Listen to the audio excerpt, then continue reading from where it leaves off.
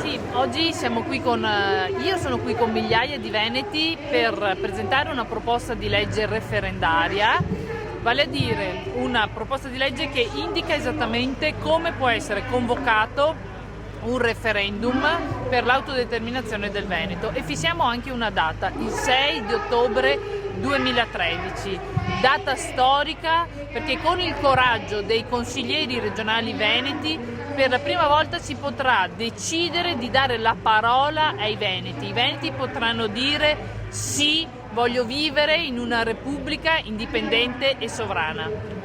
Noi vogliamo arrivare il più presto possibile alla convocazione del referendum per uscire da questo periodo di crisi, per abbandonare il Titanic Italia che ci sta portando a picco, sta affondando. L'unica via di uscita è rifar rinascere il Veneto, riprendere in mano, ripartire dalla nostra cultura, dalla nostra storia, dalla nostra forza, dalla nostra economia, salvare le nostre imprese e partire proprio da quello che sappiamo fare meglio e su queste basi costruire la nostra Repubblica Veneta indipendente.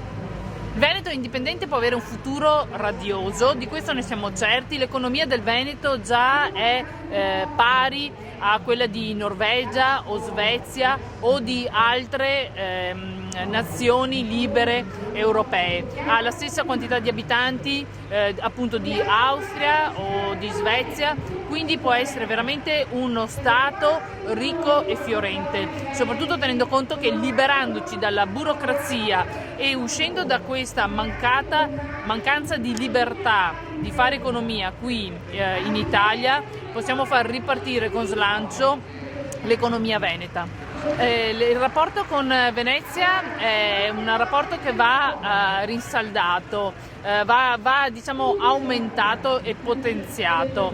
Vediamo tantissimi veneziani che sono un po' alla finestra, che ci stanno guardando con interesse. Chiedo ai veneziani di avere il coraggio di scendere al nostro fianco e di sostenere questo movimento. I veneziani devono sapere che nella terraferma, quindi da Padova, Verona, Treviso, ci sono tutte le sere serate con 300, 400, 500 persone che partecipano ogni sera.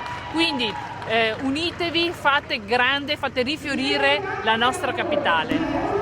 Venezia è la nostra capitale, è il posto che amiamo di più, è la nostra ispirazione, veramente ho i brividi a parlare di Venezia perché sicuramente per noi è guardare da dove il Veneto più ha dato, è fiorito, ha dato tutta la sua bellezza, il suo valore e quindi per noi Venezia sicuramente è la capitale, è il fulcro della cultura veneta.